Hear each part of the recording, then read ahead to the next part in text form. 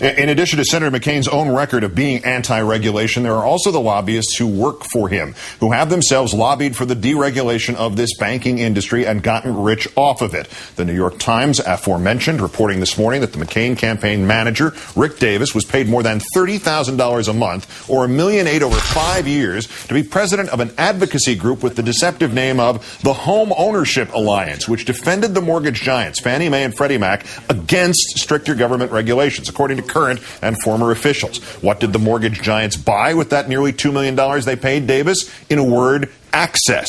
Access to Senator McCain, former spokesman for Fannie Mae, telling the Times, quote, the value that he brought to the relationship was the closeness to Senator McCain and the possibility that Senator McCain was going to run for president again. And the latest twist in the crisis, the prospect that our bailout of American firms might extend to foreign banks like, the Swiss outfit UBS, whose vice chairman, former Senator Phil Gramm, merely wrote the McCain economic plan. Over the weekend, UBS and other foreign banks successfully lobbying to sell their toxic mortgage debt to the U.S. Treasury as well, getting the same treatment as American banks. Yesterday, McCain spokesman Tucker Bounds refusing to rule out that Senator Gramm might still become Treasury Secretary Gramm in a McCain administration. On the stump today, Senator McPopulist decrying the excesses of CEO pay. My friends, the top executives are asking for $2.5 billion in bonuses after they ran the company into the ground. The senior executives of any firm that's bailed out by the Treasury should not be making more money than the highest paid government official. We should have that criteria. And what about McCain financial advisor Carly Fiorina, you ask? Well, at least that's what Meredith Vieira asked. About Wall Street, you said you promised to crack down on CEOs who walked away with huge severance packages. And yet the person that up until recently was your public face really on your economic policies was Carly Fiorina. Mm-hmm. She's the former CEO of Hewlett-Packard. She was fired in 2005, but she left with I think it was a $45 million golden parachute, while 20,000 of her employees were laid off. She is an example of exactly the kind of person you say is at the root of the problem. I don't think so. How can you say that? Because I think she did a good job as CEO in many respects. I don't know the details of her compensation package, but she's one of many advisors that I have. Like Rick Davis of Freddie Mac and Fannie Mae and Phil Gramm of UPS. On the campaign trail in Wisconsin, Senator Obama redefining maverick. After 26 years of being part of this Washington culture, all that he has changed is his slogan for the fall campaign.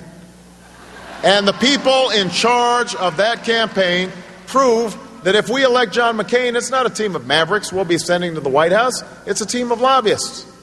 We can't afford 4 more years of that kind of politics.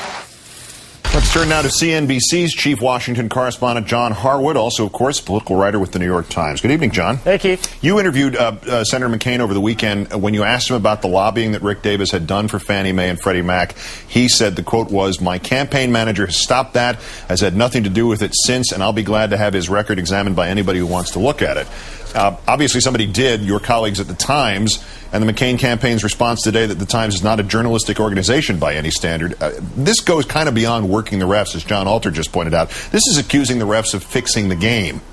You know, it was pretty over the top, the statements that Steve Schmidt was making, and it's an acceleration of a pattern that we've seen. We saw it in the 2004 campaign. Some of the Bush people were pretty aggressive about blaming the press. It is, as you mentioned to Jonathan, a way to rally the base. It also expresses some frustration. They know they're behind the 8 ball in this economic crisis. They had momentum coming out of their convention. There's some frustration there, and they're trying to get the attention away from some of the things the press wants to talk about and onto different ground and try to redefine a little bit this economic crisis is not something about broad economic policies, but about individual greed and corruption.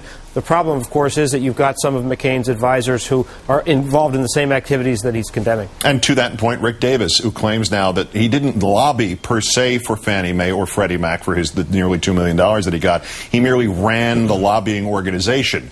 Could there be a lot of different kinds of analogies made here as to why that's not really a substantive difference? I don't think there's a substantive difference. I think you're right about that. And in fairness, McCain said to me, this is these are conglomerates that really reached out and touched everybody in Washington. And there's a lot of truth to that. There's an awful lot of Democrats and Republicans, very prominent people, including Bob Zellick, who is an alternative Treasury Secretary for John McCain, some very prominent advisors, Jim Johnson, who was heading the vice presidential search process for Obama before he was asked to step down. There's so many people who have been on the dole from Fannie Mae that it really has infected a lot of Washington, and that's something that's obviously going to change in this rescue package.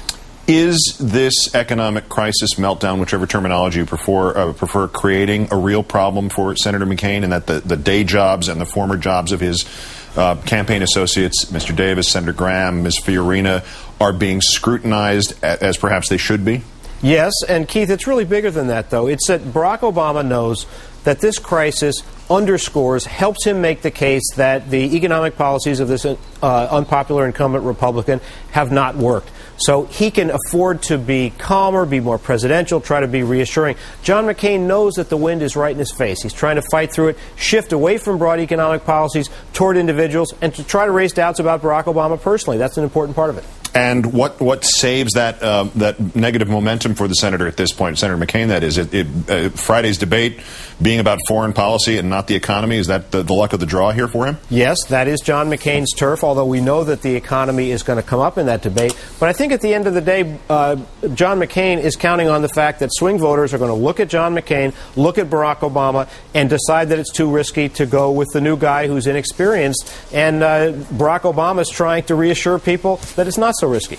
Or that the other case is even riskier. Exactly. John Harwood of the New York Times and CNBC. Thanks, John.